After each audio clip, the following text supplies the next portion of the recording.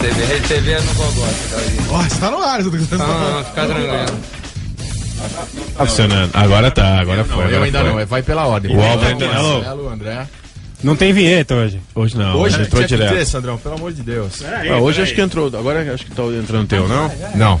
Agora. Agora tá, beleza. Agora tá, não, é só volume, não foi aquela palhaçada que não funciona. Então solta a vinheta com ele. MD, tá bom? Muito obrigado. Você não tinha entregue o MD pra já apresentação. Não, faz um século já tá no computador. O computador deu pau aqui, pô. Ele resolveu não falar. Eu tô... O computador Vamos lá, do Brasil. programa vai começar agora, então. Vamos falar, vamos lá. Deixa eu soltar aqui.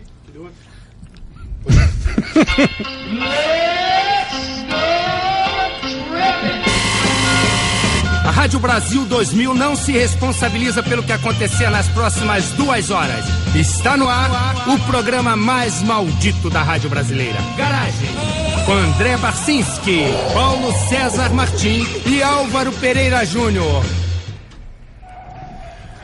Cara, é milagre, né? Que Hoje tá começou acontecendo super aí. atrasado, hein? 11h05, não. 11h04, já entrou a vinheta de fechamento agora. De encerramento. Sandrão, Eu coloquei um BG aí, não sei se vocês perceberam. O que tá rolando? É aquele que a gente, semana passada, tentou tocar e aí o convidado chegou em cima da hora aí. O que é, pô? Ouve aí, pô. É do funk lá? Aquele do funk? Não é funk. É um negócio de dance, né? Tá baixo pra vocês aí ou não? Não, tá beleza. Eu acho que é só a minha própria voz que tá baixa. O resto tá tudo lindo. Opa. Como é implicante. Que é isso? O Tim Maia. não. O próprio o Tim Maia Pereira ajuda. Olha lá. Ó, som na caixa, som na caixa. Ah, tá. Vomitaram no trem, versão 10 Music. Que é isso? É o disco de dance que o Paulão comprou outro dia, do Furacão 2000. Sandrão, já que o Garagem começou a atrasar, seria possível que o Garagem começasse de novo? Já rodar a vinheta de novo, por favor? Lógico. Claro. Só pra rolar uma coisa A importante. gente vai fazer uma revelação hoje, É. né? Muito importante, é. Começa tudo de novo. Por favor, começa de novo.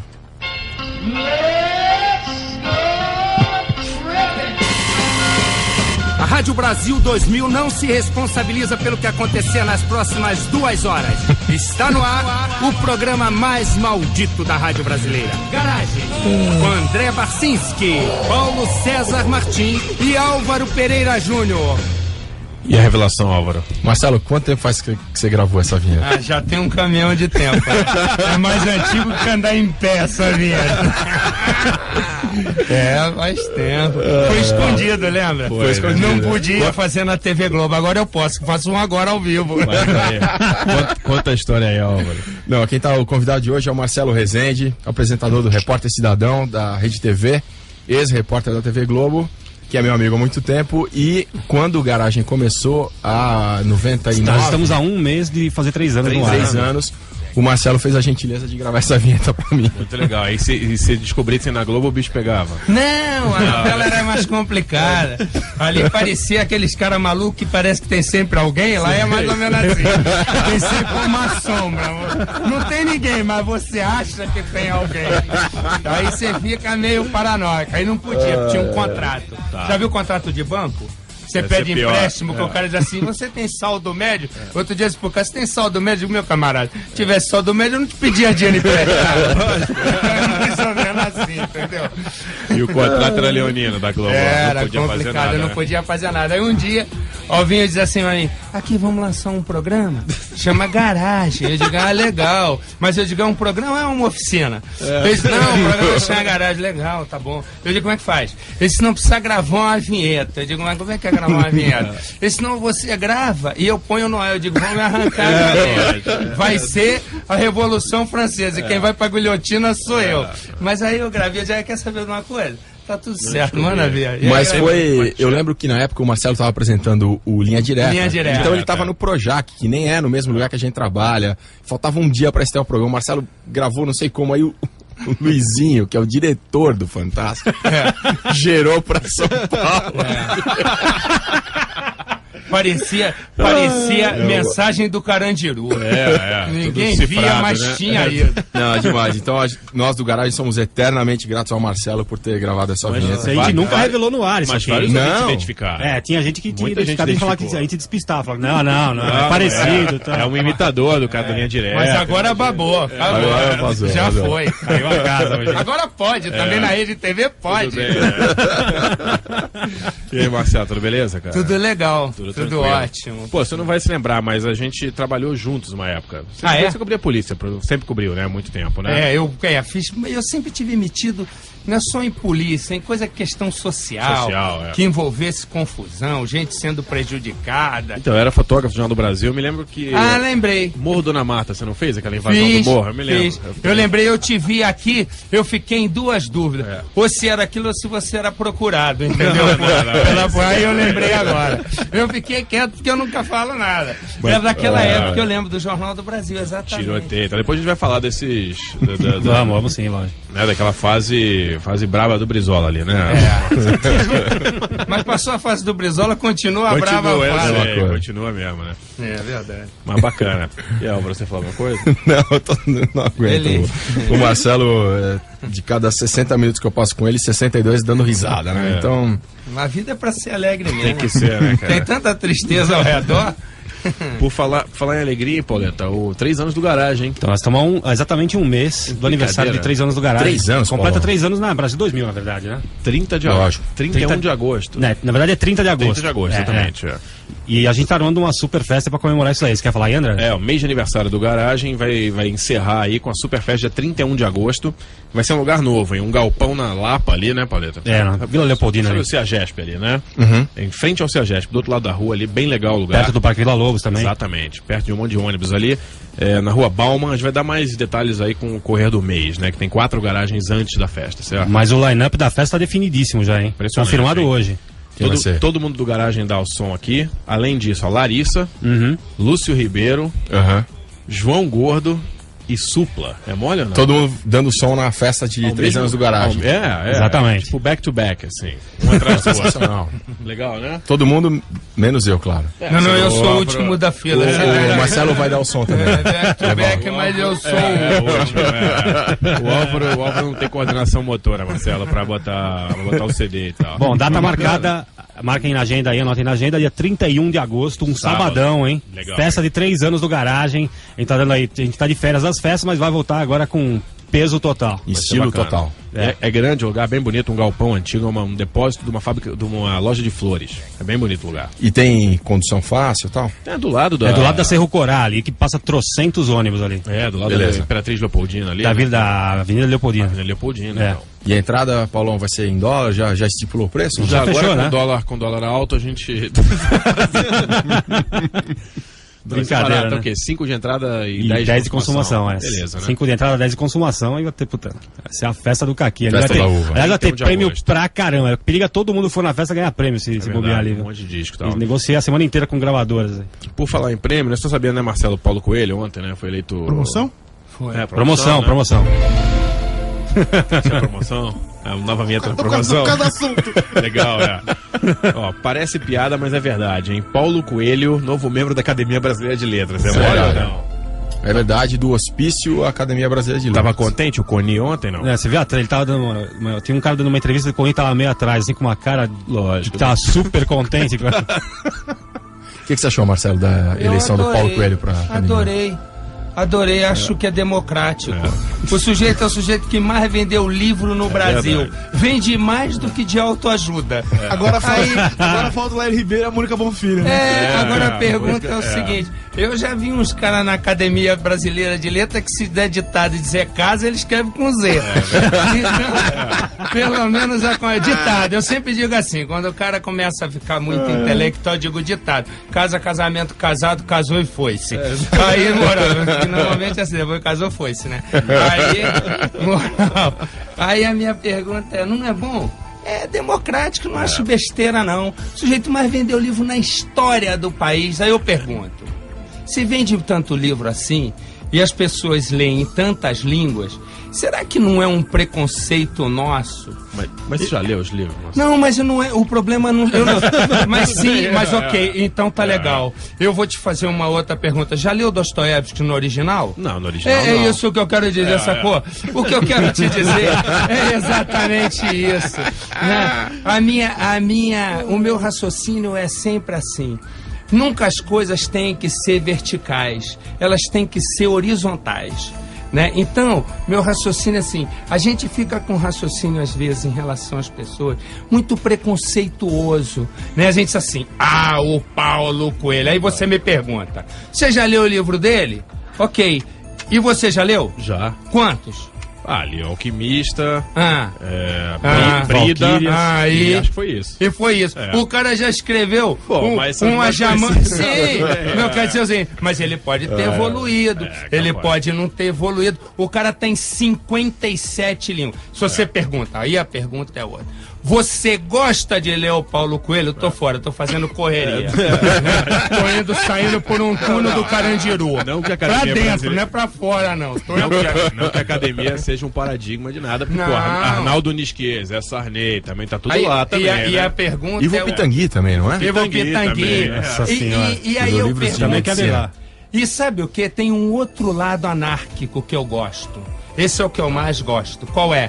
Bota esses caras, esculhamba tudo. Isso é verdade. Aí acaba com essa aura de emblemática, essa coisa magnífica. Chá das 5. Nossa, ali, chá das 5. Isso é o cacete. Mas a questão da esculhambação...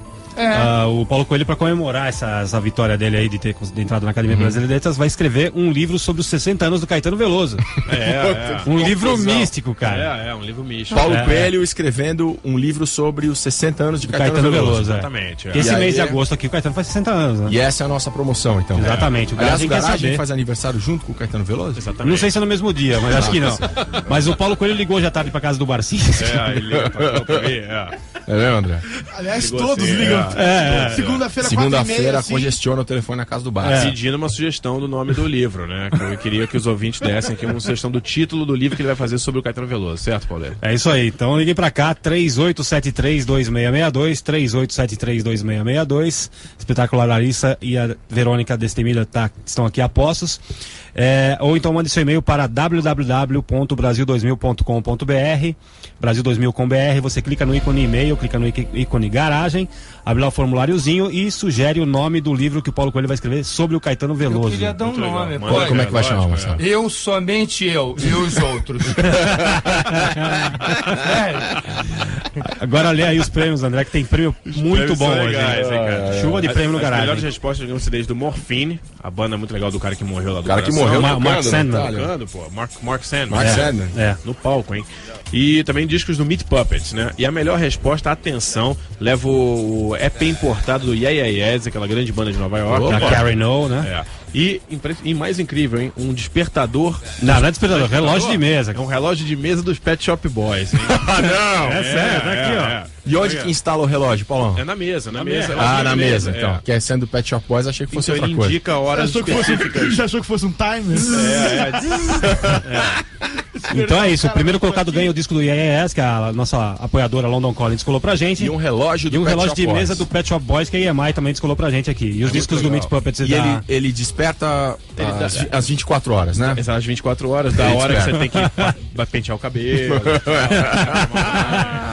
Um reloginho de mesa de acrílico, bacaninha assim. Dentro do armário, inclusive. Dentro do armário. Reloginho de mesa bacaninha de acrílico, assim, não é? E os discos do Meat Puppets e do Morphine descolados pela trama pra gente aí. 3873-2662 ou um e-mail para www.brasil2000.com.br. Você já fez rádio, Marcelo? Eu trabalhei em rádio. Trabalhei na Rádio Globo. Foi meu primeiro emprego. No Rio. Segundo emprego. Eu era rádio escuta. Sabe o que é rádio escuta? Rádio escuta, aqui pode falar as coisas à vontade? Pode, liberado. Rádio escuta é um corno que fica sentado com o telefone no ouvido perguntando para o bombeiro, está pegando fogo ou não? O cachorro caiu? Aí liga pro delegado, tem alguma coisa? Aí passa um cara que não entende nada e diz assim, tá ligando pra onde? É o teu negócio. E aí fui. Depois eu fui pra Rádio Nacional. Aí eu fui comentarista esportivo. É mesmo, aí eu falava de futebol. Mas no campo, assim, você ia no campo, tinha o narrador e você? Aí foi o narrador e eu, aí depois tinha um programa. Chamava, como é que era o nome? Era Zé Carlos Araújo, não? Era Zé Carlos Araújo, Loureiro Neto, Luiz Mendes. Denis Menezes, conhece tudo, né? André é do Rio também. É do Rio e é do Ramo. Aí fiz rádio. Você era comentarista ou repórter? Não, era comentarista. De futebol, na rádio eu ficava na sombra. É o cara que não fica ali e dá palpite. Pô, mas é legal porque comentarista geralmente demora um tempão, né, pra chegar a comentarista, né? Porque a galera começa como repórter de campo e tal. Comentarista é a coisa nobre do rádio, né? Eu tinha, na época, eu tinha 25 anos. Por aí eu comentava, não, esse jogador aqui, esse não é muito bom, porque não sei que lá. Sabe assim? É igual o cronista, assim, aquele cara que escreve em jornal e vai e fala, Alvinho na Folha, lá na Folha, com aquele negócio, o disco não sei que, eu fico só lendo ali, avaliando. O disco não sei que lá. Pause, aí eu digo, mas pause porque eu gostei desse disco. Aí tinha um manchete, aí eu leio, eu fico, ele também sabe tudo de música, eu não aguento. Mas desisti de comentarista, porque sabia muita coisa, eu descobri que eu não sabia nada. Aí corri. Ô Marcelo, tá comentando aqui fora do ar. Lembrando que o nosso convidado de hoje é o Marcelo Rezende, apresentador do Repórter Cidadão da Rede TV, que fez a gentileza de vir aqui nessa noite gelada falar com os ouvintes do Garagem. Mas vim pra uma quente, tá tudo certo. Tá beleza. Marcelo, qual o maior aperto que você já passou como repórter? Já passei vários. E algum aqui fica na tua memória? Não, já passei vários. Rádio é bom que pode falar, vamos falar. Especialmente essa hora. O que acontece é o seguinte, eu já fiz muita matéria, por exemplo, as da Globo. Agora, para montar esse Repórter Cidadão também, eu vou te contar, hein? Tá difícil. Na Rede TV. Mas, na Rede TV, mas tá indo legal. Mas na Globo, quando eu estava na Globo, algumas dificuldades eu passei. Montar programa na Globo também foi difícil. No Linha Direta foi difícil montar. Porque eu tinha um raciocínio. Eu vou contar a história, mas antes quero dar qual é o raciocínio.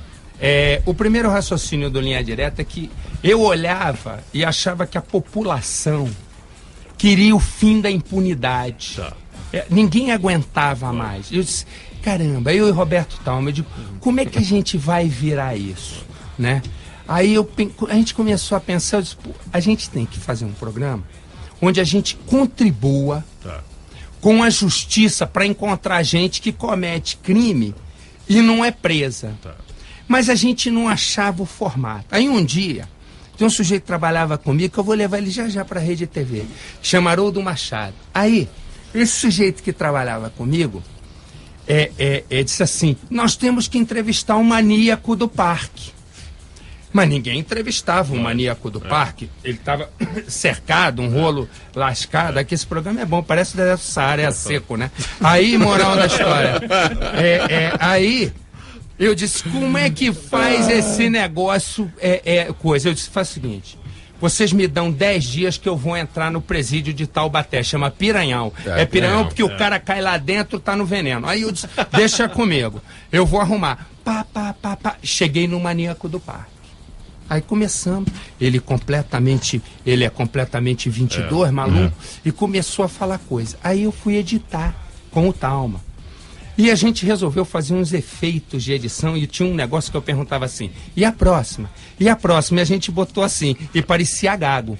A imprensa caiu de porrada, mas a gente achou o formato. A gente tinha ideia, e eu adoro cozinhar.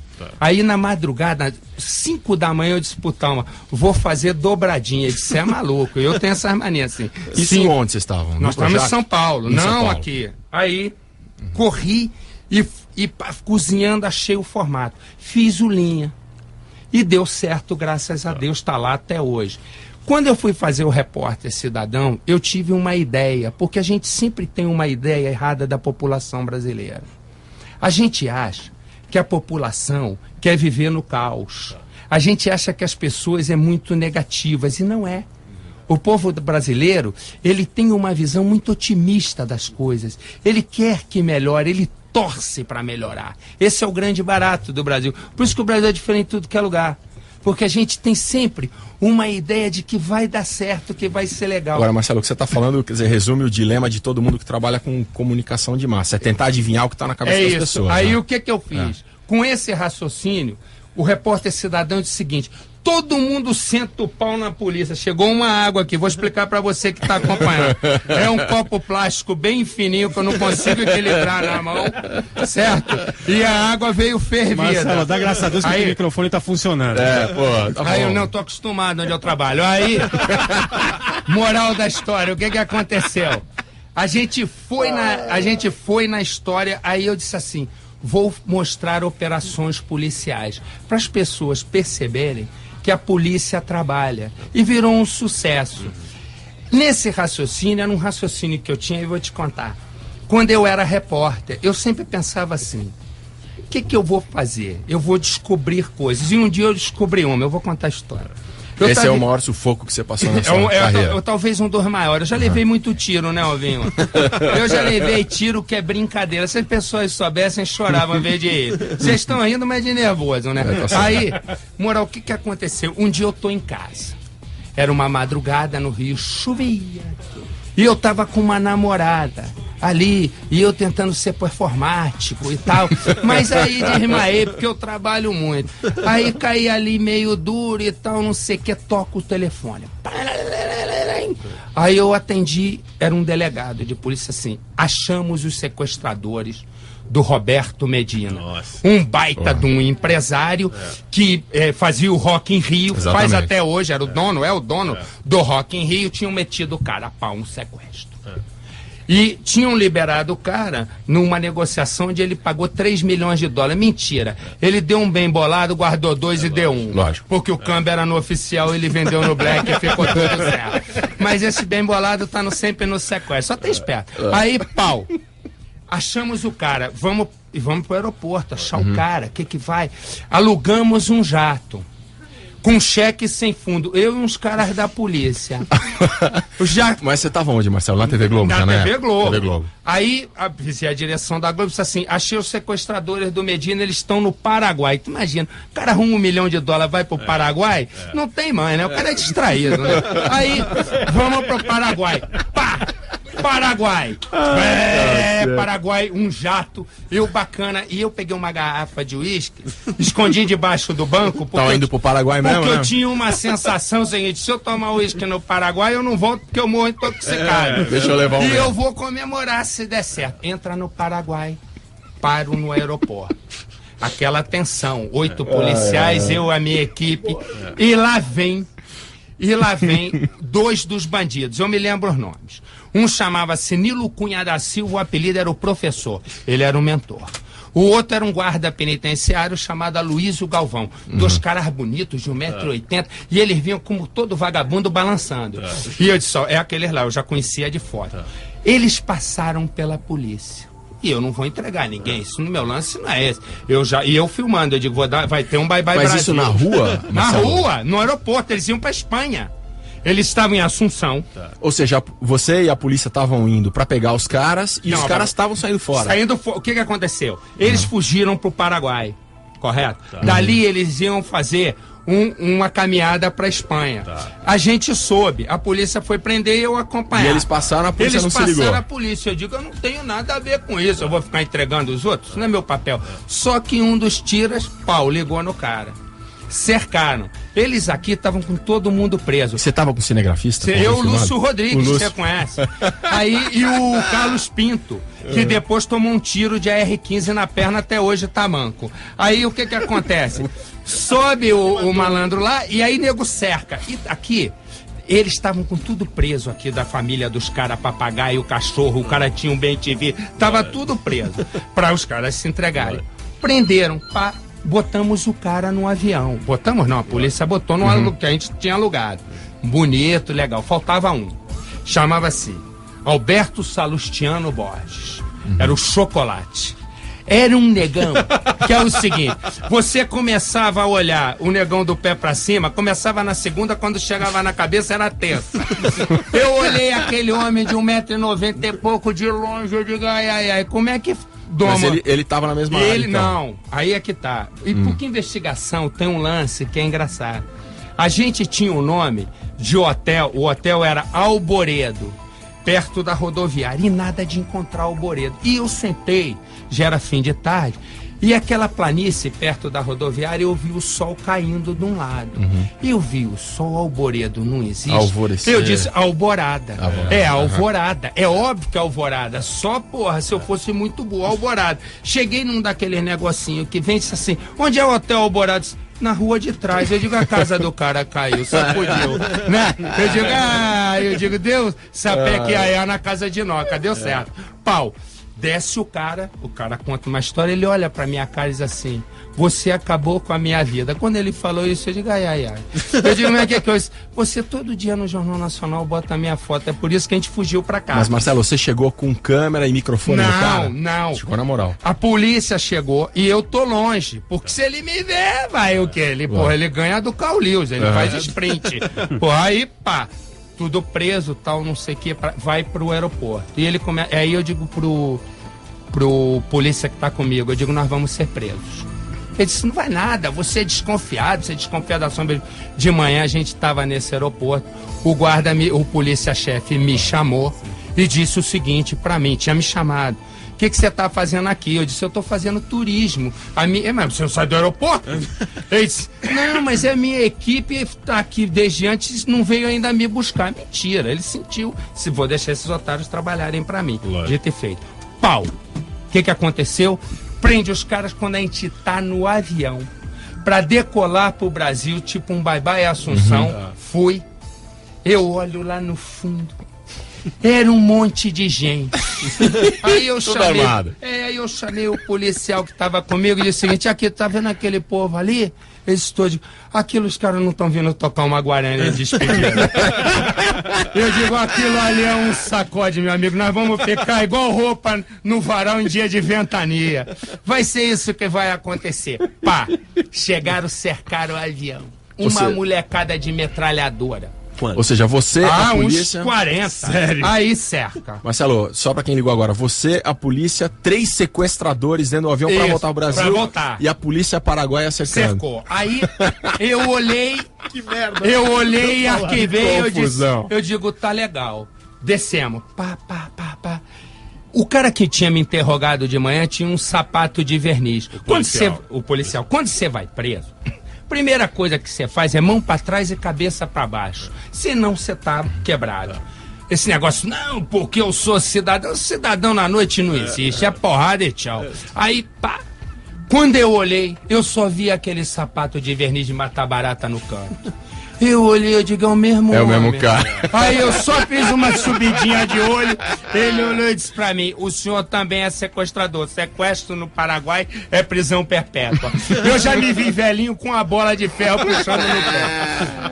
Eu digo, não vou dizer nada. O sequestrador que tava aqui tá vivo, tá preso até hoje. Nilo Cunha da Silva. Tá preso até hoje, Água Marcelo? Santa, pegou 26 anos de cadeia, gosta de mim, a beça. Aí, ele aqui do meu lado disse o seguinte, agora você é sequestrador.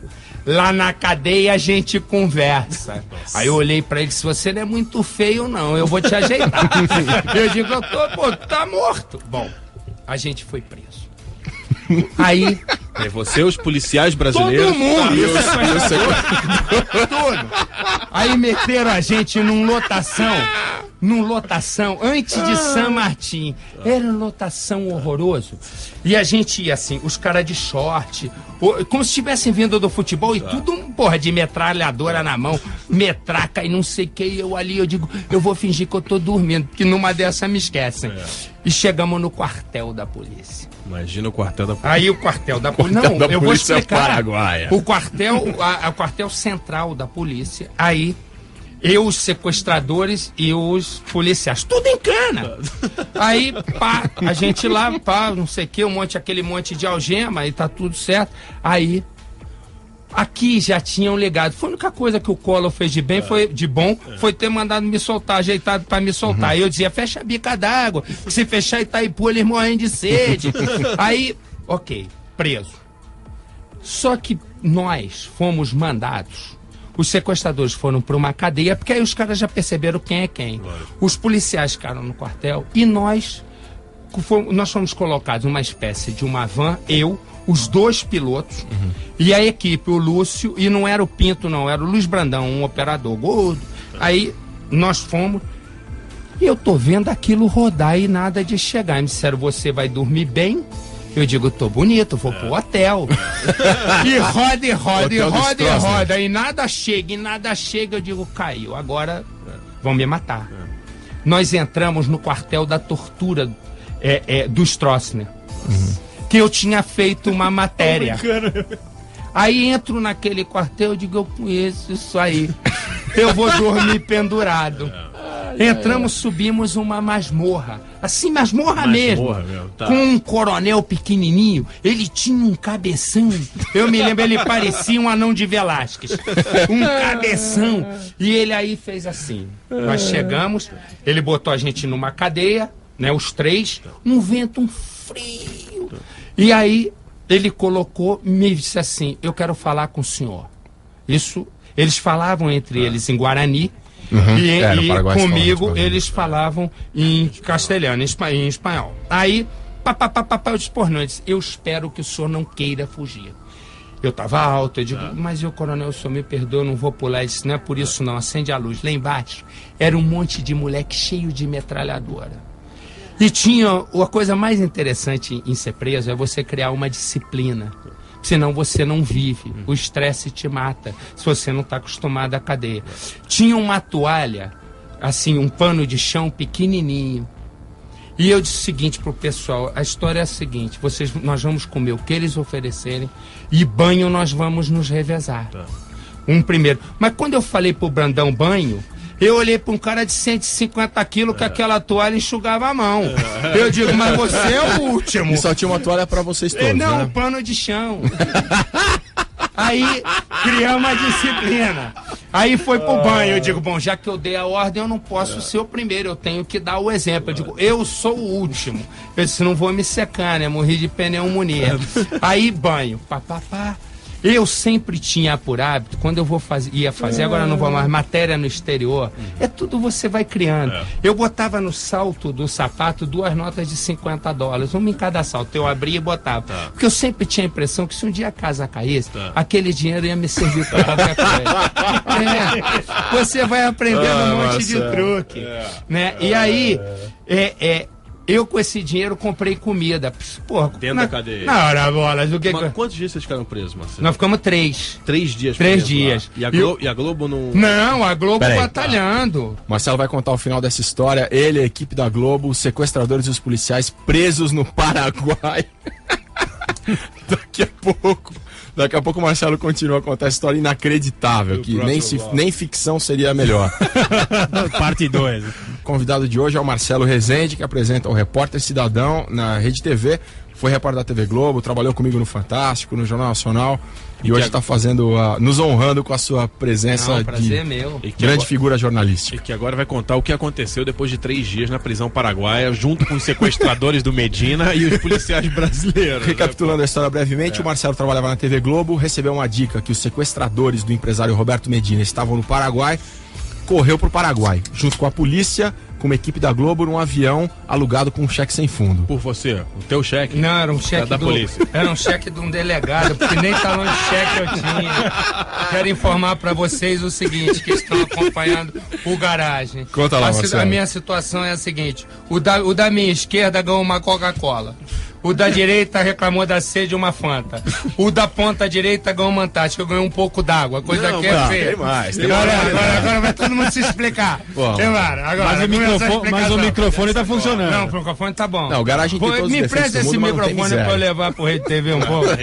Eu vou contar os restos da história. Então, aí fomos presos. Você tá preso no Paraguai? Tô preso no Paraguai, na masmorra e não sei o que. Tomando banho com cinegrafista. Tomei 50. Não tava tomando banho de cinegrafista, era um de cada vez, mas passasse mais algum dia, ele não era muito esquisito, não. Aí, moral da história, o que acontece? Aí eu tiro os $50 que eu tinha e digo pro cara assim, chamo o carcereiro e digo o seguinte, aqui, como é que a gente come alguma coisa aqui? Porque eu tava preocupado a hora que eles iam me comer, né? Ai, cadeia? Aí eles disseram, a situação é a seguinte. Ele disse, e a gente falando espanhol, e eu falo bem espanhol. Aí eu disse pra eles, a situação é essa, graças a Deus. Aí eu disse pra ele, o seguinte, não tem comida. Aí eu já mostrei uma nota de $50 pra ele e disse assim, mas posso conseguir ali fora. Aí não dá certo. Aí dei e a comida era a seguinte, juro por Deus. O cara me trouxe um pão que se caísse na cabeça fraturava. Aquele pão era mais antigo que andar em pé. O restaurante era filial aqui do Seu Chicão. Era no Seu Chicão ali da esquina. Aí ele me trouxe Senhor 4 Chicão. pedaços de galinha, mas daquele que já ficou naquele negócio que roda há muito tempo. E eu tava achando o banquete. Aí o coronel mandou uma sopa. Essa sopa, se vocês forem um dia, eu espero que vocês jamais tenham que ir lá. Chamava Bori-Bori. Bori-Bori é o seguinte. Bori é uma água. Que tem umas bolinhas de fubá que flutua. Eu não sei como é que as bolinhas flutuam, mas flutuam. E aí as bolinhas, eu olhei pra aquilo e eu digo, e se eu não comer? A sopa é água com bolinha de fubá. Chama Bori-Bori. Delícia. Aí eu digo, tá tudo certo. E a gente foi comer. O pão tinha que ruer. Aí eu disse o seguinte, e o cara ficou com dó, trouxe uma garrafinha de Coca-Cola. Eu digo, tá bom demais, cada um toma um gole. E a gente fazia esse revezamento. Passou uma noite fria, rapaz, fria, só as barras de ferro, e não tem, obviamente, nada que tampe, né? Aí, aquele vento, primeiro dia nada. Aí no segundo dia eu disse pros meninos o seguinte, aqui, isso é disciplina. Vamos caminhar por aqui e tal, não sei o quê. E eu levando um lero antes que alguém se suicidasse. Caminhar num espaço menor que esse estúdio, Marcelo? Isso assim, mais ou menos. Tá certo. É aí um pouquinho maior. Aí ficamos ali. E já não, e ninguém querendo contar a verdade um pro outro. Nós estamos quebrados, né? Aí eu vou dizer pra você o que eu disse ainda há pouco aqui. Todas as histórias que eu conto, elas estão gravadas. Né? Então, que é pra ninguém dizer, não existe. Essa, inclusive, eu ganhei uma grana preta, que eu escrevi meia Playboy desse assunto na época. E tava em cana da Globo. Você, o Lúcio e o operador. Brandão, Luiz Brandão. E o equipamento em outro lugar. E aí, não, equipamento em outro lugar, mas agora é que vai a chave. Tem sempre uma chave. História sem chave não tem graça. O equipamento era Betacam, um equipamento mais moderno, e o deles era antigo. Quando nós fomos presos, tem um negócio que o cinegrafista enxerga que chama-se viewfine. Ele tirou o parafuso do viewfine, o cinegrafista. E o que acontecia? Os tiras não conseguiam ver... Saber o que tinha gravado. O que tinha gravado. Tá ok. certo. Quando nós entramos na cadeia, o operador disse assim, as fitas, eu digo, não me conta. Eu não quero saber de fita. Porque se os caras me meterem num pau de arara vou aqui contar. E porrada, eu vou contar tudo. Mas eu só posso contar o que eu sei. Ok, então ficamos aí. Aí, eu tinha tido um pressentimento. A Xuxa. Tem sempre um. Tem sempre um truque, meu. Ninguém vai. Eu vou te contar. Se eu conto. A Xuxa tava explodindo no Brasil e na América do Sul. Meu Deus o que eu fiz? Eu levei um monte de fita da Xuxa pra lá. Por quê? Porque eu disse, eu faço um bem bolado. Se travancar algum negócio, eu dou uma ficha da Xuxa. Porque ela estava explodindo, não é a Xuxa de hoje. É a Xuxa. Auge do auge. Auge do auge, de 90. Aí. Bom. Os governos se acertam. De repente eu vejo, parece esse negócio, os homens de preto, um monte de cara de preto entrando. Eles entram na cadeia, na cela que nós estamos, entregam material e dizem assim pra mim. Um lá com a cara séria, um bigodão, diz, vocês estão soltos. Eu digo, porra, tô bonito, tô legal. Aí eu olhei já um material, vi que aquilo era uma muvuca só, né? Tava mais revirado que casa de pobre. Aí eu digo, tá bom, eu tô nessa, pau. Só que não podia sair. Aí o cara me oferece uma cerveja, o coronel. Chincariol feita na Baixada Fluminense. Eu conto, ninguém acredita. Eu trouxe a lata pra mostrar na redação. Eu digo, pô, isso aqui da Baixada Fluminense é só extermínio. Mas tá bom, vamos lá, pau. Nos levaram para uma igreja, num bairro em Assunção. A igreja era uma fachada. Atrás era um aparelho do exército. Marcelo, é trágico. Não é possível. Ela tá gravado. Sabe qual é? É que tá gravado, não tem jeito, eu mostro. Aí... E o que era? O aparelho do exército. Do exército. Aí entra, pá, tá lá o coronel e o cara do sapato de verniz. Eu tinha combinado com o cinegrafista, dizer o seguinte, eu vou te dar um esporro, meu chapa, eu vou te dar um sacode, você faz uma cena e entrega as fitas. Porque eles queriam as fitas. E eles não conseguiam ver. Eles estavam com todo o material, menos qual? O que o operador tinha escondido na fuselagem do aviãozinho que a gente tava, que ele foi ligeiro. E eles tentavam ver na câmera, mas o cinegrafista tinha soltado o visor ali. O visor. Aí o cinegrafista ficou e disse, olha, eles perguntaram, o cinegrafista quebrou. O que é que eu faço? Eu te dou a fita da gravação. E o Lúcio Rodrigues, que você conhece, ouvinte, disse, não dou, ficou aquela cena, dá. Tô mandando. Deu a fita. Era um bem bolado da Xuxa. Aí eles receberam, a gente arrumou um outro avião e nós voltamos pro Brasil. Mas o avião não saía, porque a TV Globo mandou um outro avião com uma repórter chamada Dulcinea Novaes, que ele conhece, do Paraná. Do Paraná, Ela foi pra fazer a matéria. Eu disse, acabei de confiscar o teu avião. Tá certo. E fui. Fica aí. Só que o cara da Polícia Federal, que foi lá pra negociar, era metido com os caras em contrabando de café. Nossa senhora. Ele veio a ser, no futuro, secretário de segurança da onde? Alagoas. Aí. Alvin. Presta atenção nesse homem. Aí, o que acontece?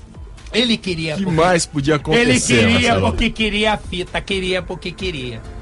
Os policiais foram os caras que tinham... Ele era, teoricamente, o representante da Polícia Federal brasileira. Do governo. Mas ele estava metido com os estava escondido na fuselagem. Aí nós fomos, pau. Do primeiro avião. Do primeiro, que voltou com os sequestradores e os policiais. Porque eles não queriam que nós viéssemos no mesmo. Tá certo. E o avião ia parar em Foz do Iguaçu. Eu disse pros caras, combinei, vocês param em Foz do Iguaçu, eu vou chegar com esse outro avião, entro nesse negócio desse avião e a fita tá em tal lugar. Porque nessa coisa lá da igreja que era um Que H, era um aparelho do exército. era um H, aquilo ali era uma fachada.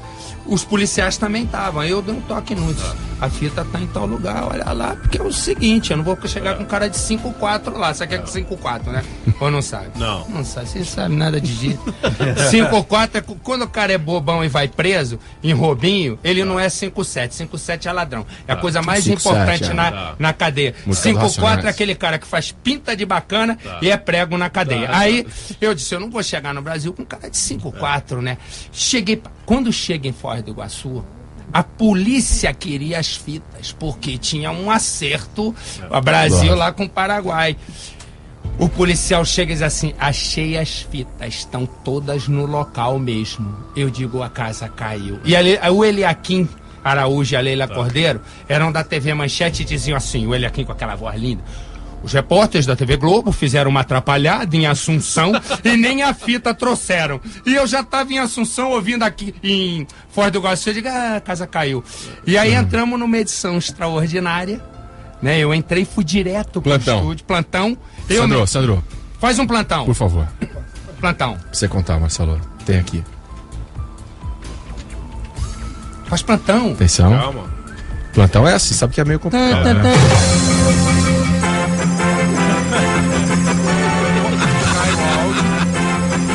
Fadezinha. Aí eu dizia assim, eu acabo de chegar no Brasil, nós chegamos diretamente de Assunção, apesar de todos dizerem que nós não temos o material, os sequestradores do empresário Roberto Medina já estão presos na Secretaria de Segurança Pública e você vai ver amanhã no Jornal Hoje e depois no Jornal Nacional a reportagem completa, com tudo o que eu falei, inclusive se você quiser tem lá no arquivo. E aí nós colocamos e assim nós fomos soltos, né? Com essa parada toda, colocamos a matéria. Que história sensacional, Marcelo. Foi bom. Quer dizer que a fita, então, você pegou em Foz do Iguaçu. No outro avião. A fita ficou, nós não... O que aconteceu? Nós passamos para aquele outro avião. Tá. E aí, aconteceu um negócio que é genial. Quando a gente entra em Foz, o uísque continuava escondido. Aquele primeirão lá. O primeirão. Aí eu peguei o uísque, abri e eu tava sentado na frente de dois sequestradores. Do Aloysio Galvão e do professor Nilo Cunha da Silva. Aí eu abri o uísque e eles disseram assim, Marcelo, eu não sei quanto tempo eu vou ficar em cana. Dá pra eu dar um gole? Eu disse, deixa eu contar pra aqui, campeão. Porque a cana vai ser longa.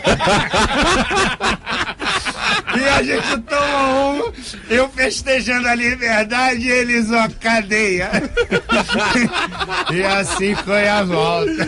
Maravilha, grande história do Marcelo Rezende. Muito legal, velho. Ai, meu santo Deus. Ainda bem que tá gravado. A gente bota no site, que senão as pessoas não acreditam. Manda lá, Álvaro, mais duas aí? Vamos, rolar o som? Eu separei o Luna novo. Então bota aí, André. Bota Só o som. uma? Eu não tenho nada novo aqui. Vem cá, esse Ilco que vocês tocaram aqui é bom mesmo? A gente acabou de tocar. Não, eu vi, mas ele é espada, né? É espada. Me mandaram um CD dele cheio de serpente, tinha jacaré, um CD... Do Ilco? É. O novo tem. Não, é mais antigo que andar. Pô, é mais antigo que Tutankhamon. Um jacaré? Vocês não... Você lembra algum, Paulão? Não. CD do Wilco com jacaré, cobra, caramba? Numa capa, assim. Pô, A gente procura na internet aqui, eu não lembro, Marcelo. Não, vou explicar nem esse não, eu conferi. Esse do Wilco, mas é o Wilco que eu quero falar. Tá. Tem uma guitarra com um degradê meio azulado. É duplo. Isso. Esse é o... Como é que é o nome daquele disco? AM, não. Não, AMPM não, é outro, é um disco Been There.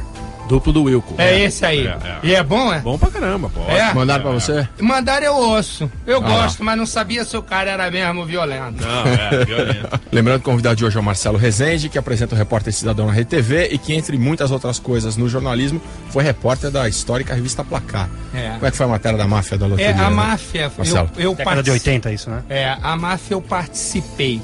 Eu não a fiz. Quem fez foi o Sérgio Martins, um outro repórter, eu participei. E na Não, onda... o Sérgio Martins tá na Veja hoje. Né? Não. O cara das antigas do tempo do Placar. um cara, repórter mesmo, de verdade. Ele é repórter. Aí, o que aconteceu? Nessa história da máfia, da loteria esportiva, porque havia um grupo grande espalhado pelo Brasil que subornava, comprava jogadores, comprava resultados. E a partir dessa observação, nós fizemos, eu estaria exagerando, o Sérgio fez. E nós colaboramos, né? E eu me lembro que teve uma história que aí, teve um processo, né? E eu tava lá na bronca. E aí o sujeito disse assim, olha, mas você só pegou informação com gente que não vale nada. Eu disse, não, liguei pro Papa, ele não sabia de nada. Aí eu fui no crime. Depois eu liguei pro Cardeal, também não sabia. Madre Teresa não deu ocupado, né? E aí eu fiz, aí a partir disso aí, eu fiz uma reportagem no Placar, que essa eu gosto muito, chamada Os Podres Poderes do Futebol. Eu fiquei 8 meses viajando. Eu faço matéria assim, o Álvaro ele é ainda o chefe no Placar e foi meu chefe. Entendeu? E eu me lembro do Álvaro uma vez, essa história é fabulosa, não é só de nós, mas eu gosto. Um dia, o Alvinho assim, né? E tal, mas Valtimir ele engrossa a voz pra dizer que é chefe. Aí eu olho e não digo nada, né? Aí ele foi ser chefe do Jornal Nacional. Era mês de abril. Aí ele, você lembra, lógico, né? Aí ele disse assim pra mim, eu quero você semana que vem em São Paulo trabalhando. Eu olhei pra ele. Aí também foi exatamente. Olha, assim que eu sabia que não ia rolar. Aí eu disse, legal. Eu digo, você vai me ver, sabe quando lá? Ele disse, quando? Eu disse, outubro. Aí ele disse, quero ver. Ele não me viu, porque ele saiu em setembro. As matérias demoram, porque investigação demora. Né, que você sai do nada. Agora você tá pagando teus pecados que você tem que estar no ar todo dia, todo dia trabalho, é um crime comigo. Você todo dia. Você é um crime, é um assassinato a sangue frio. Você que é Truman Capote, a sangue frio. Mas estudantes de jornalismo que estejam ouvindo Garagem e que quiserem um grande desafio jornalístico é ser chefe do Marcelo Rezende. Eu sou liso. Mas que era aí a história do Poder era o tá seguinte. É como a CBF corrompe o futebol. Que ano foi isso, Marcelo? Isso foi... Eu fui pra TV Globo em 87 Isso foi por volta de 82, por aí, era Julite Coutinho. É recente, então. Não é recente. Porque não mudou nada. Não, eu vou explicar o que aconteceu no ano passado. Vocês lembram que eu fiquei investigando o Eurico Miranda e o Ricardo Teixeira e fiz um Globo Repórter tamanho de um bonde.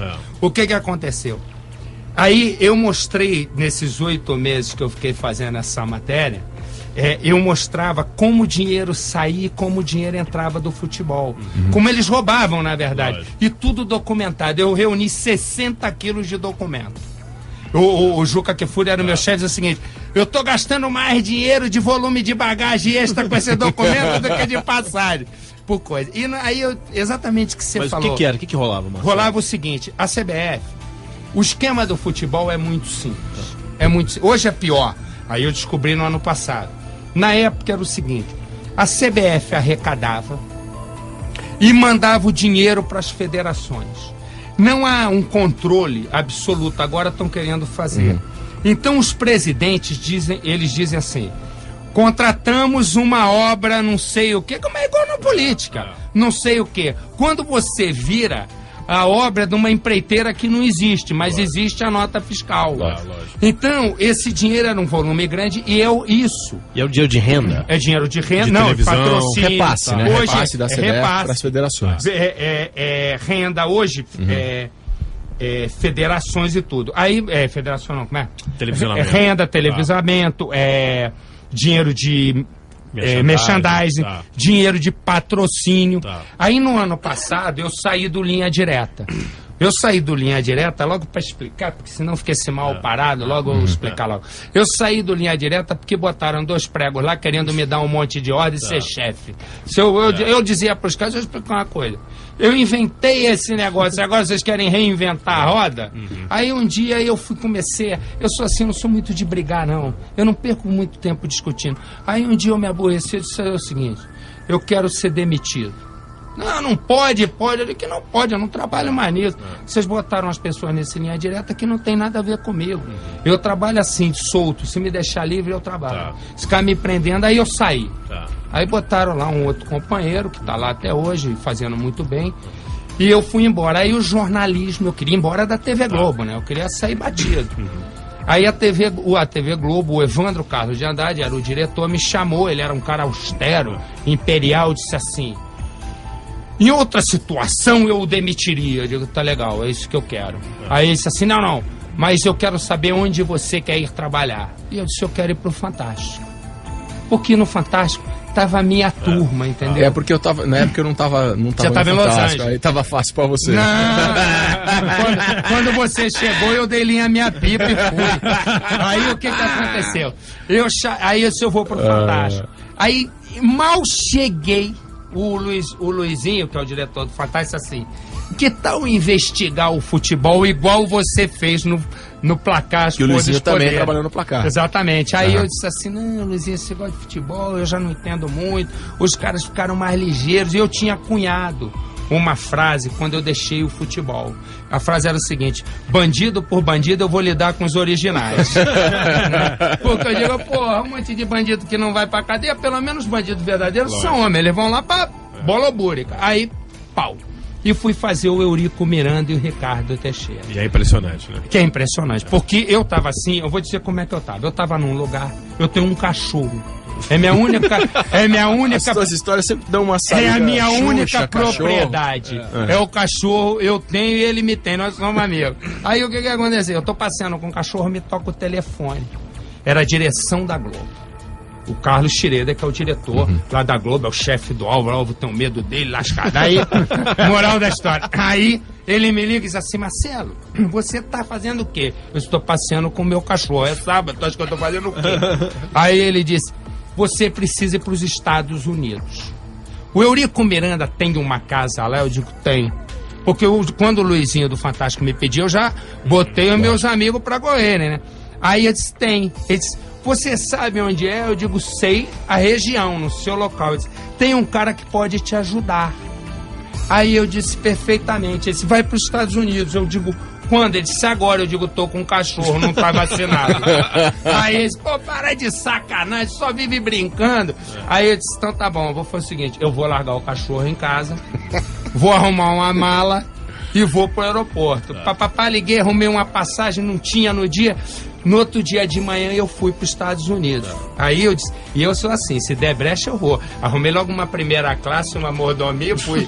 Pai, estou bonito nessa foto. Parecia um Marajá. O dinheiro não é meu, eles estavam encrencados no futebol. Os caras tinham feito contrato com a CBF, a TV Globo, só tomando na bucha.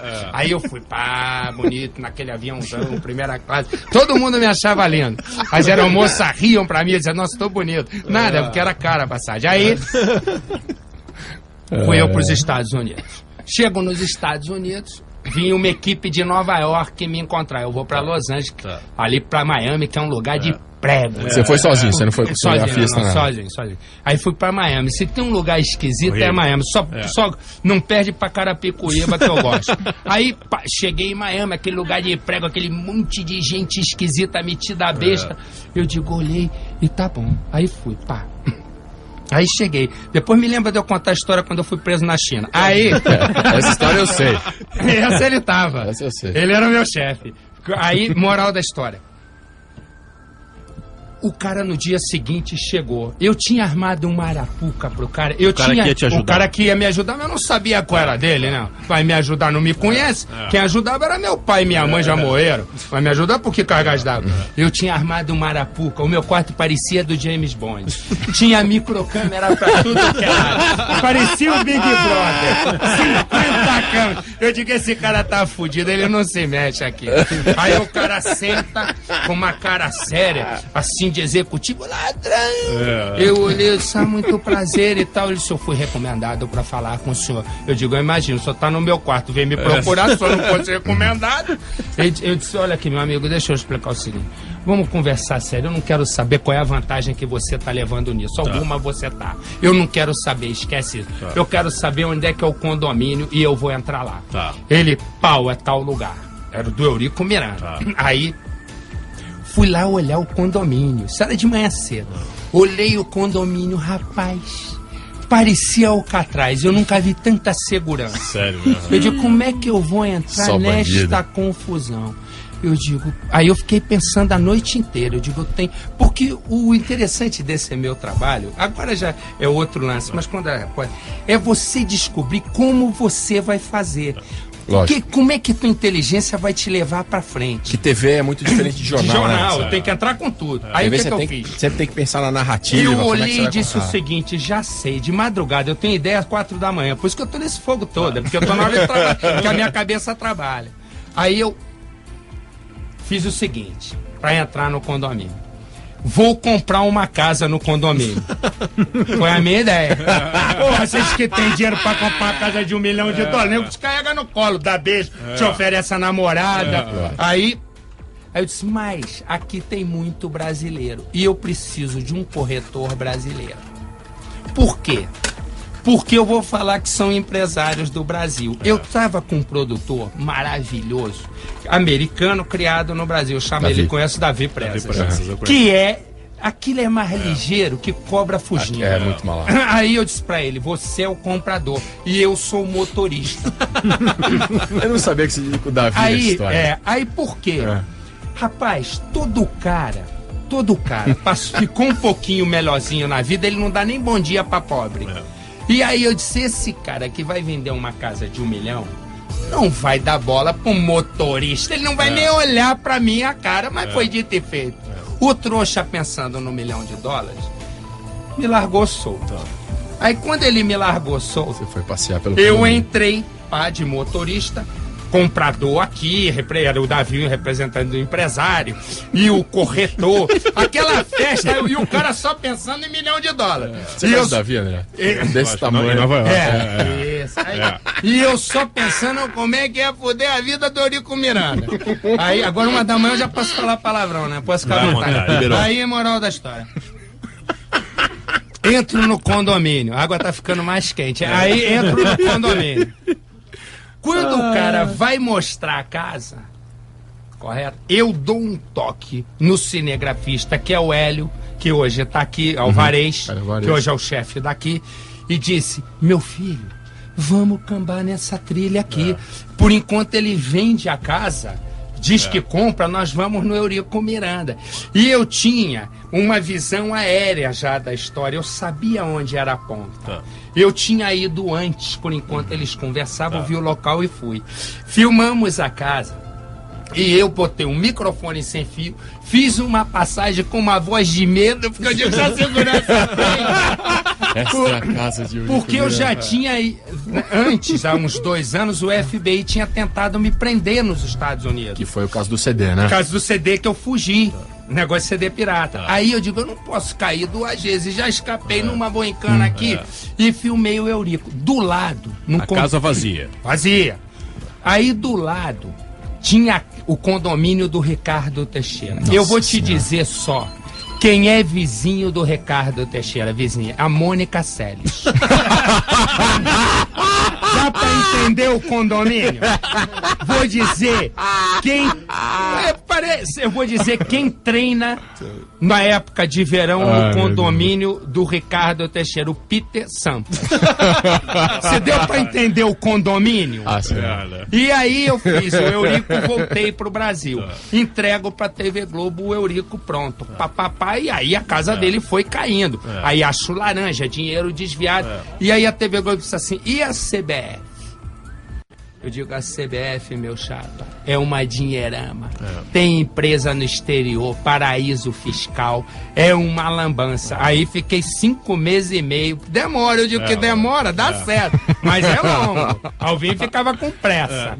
Aí eu fiquei 5 meses e meio atrás do Ricardo Teixeira, foi quando a CPI do Senado também foi um pouco na aba.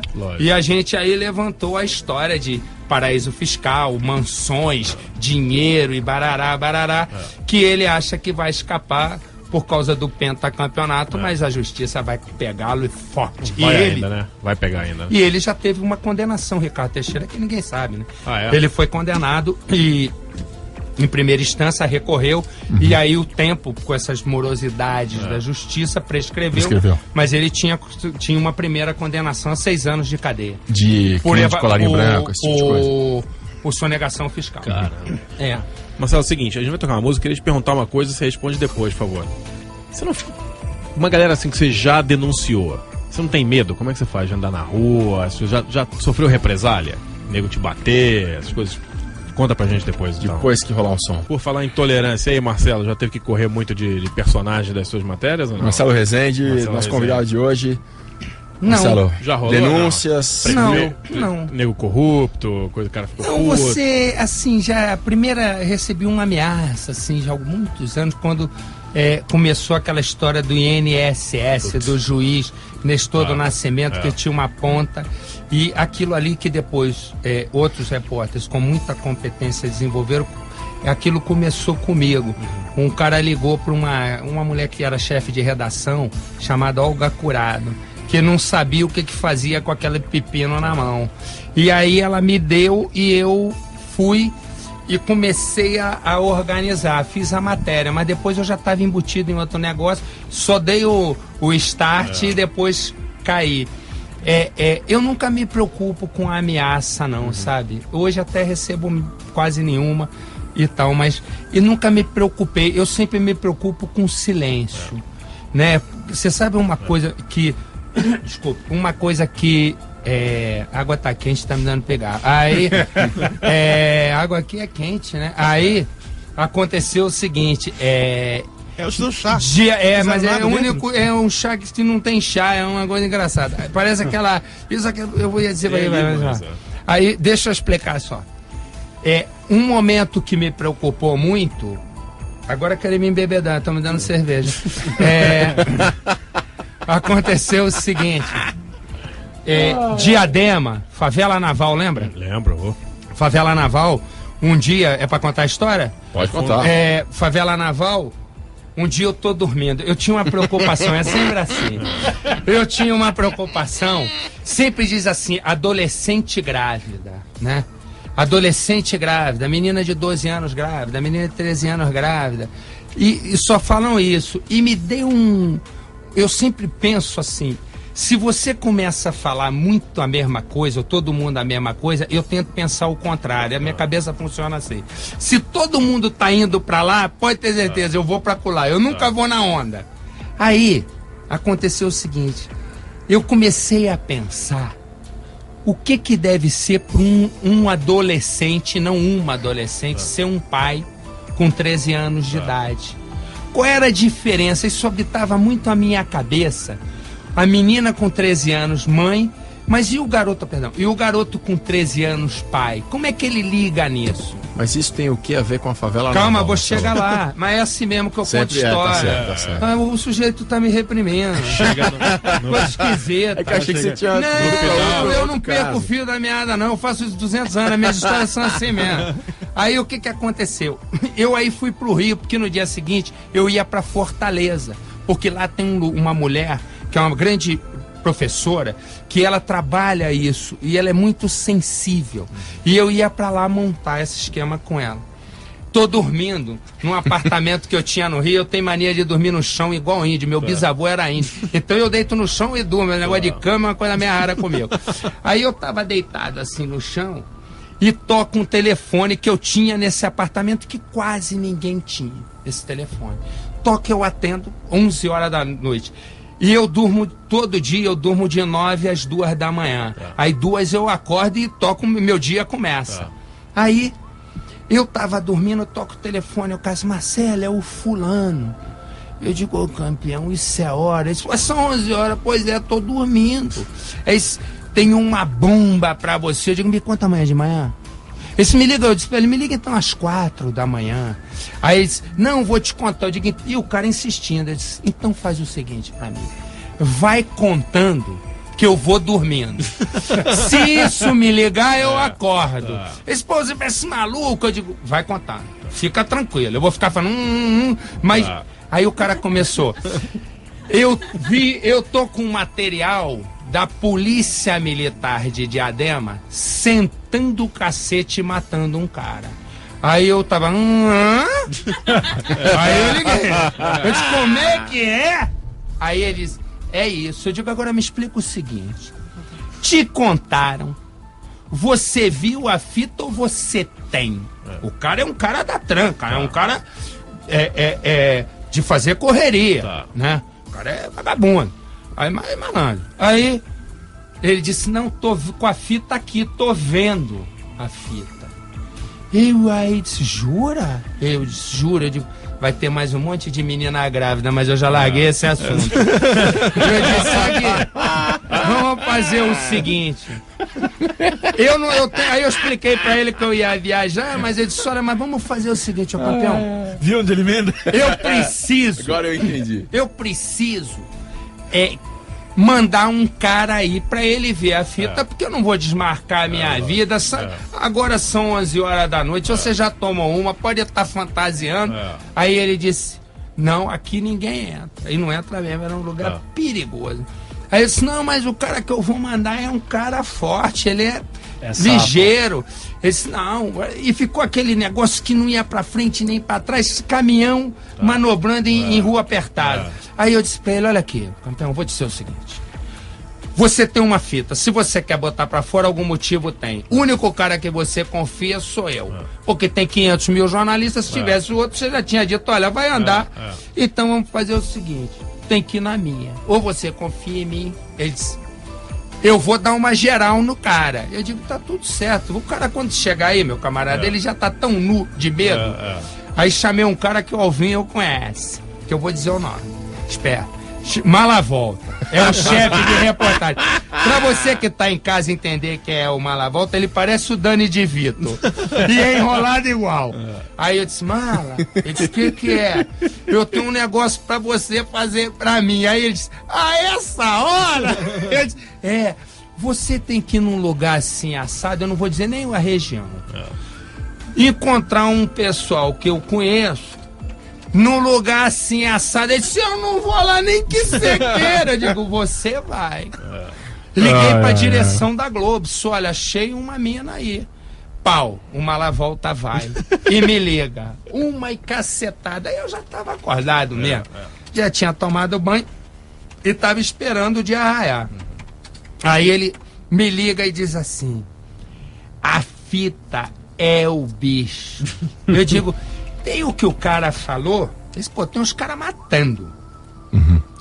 Eu disse, então isso tá legal. Me dá esse prego aí do teu lado pra falar com ele. Sou fulano. Ele disse, ô Marcelo, não te falei. O cara ficava valendo. Aí prego, não te falei, não sei o quê.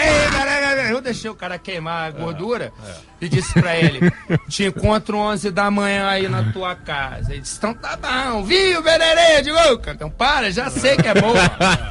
E fui. Chego na casa do cara. Pô, aquela expectativa, né? E parará, tororó. Ele vai ligar o videocassete e quebra.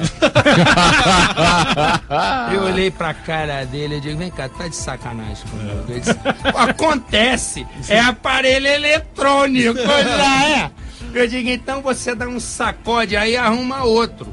Aí demorou uma meia hora, veio um aparelho. Quando eu olhei a fita, eu digo, meu Deus, isso vai ser a matéria de maior repercussão que existiu. E eu acho que na televisão, se não é a maior, é uma das maiores. Aí eu... E não é porque eu fiz, não, porque eu não filmei nada, eu só consegui a fita. Aí, moral da história. Mas aí você, pra lidar com vagabundo, você tem que... É sempre assim, você tem que estar um pouco na cabeça do cara. Aí eu disse assim, legal, toma a fita. E ele é orgulhoso, né? A fita, eu digo, não quero. Como não quer? Não quero.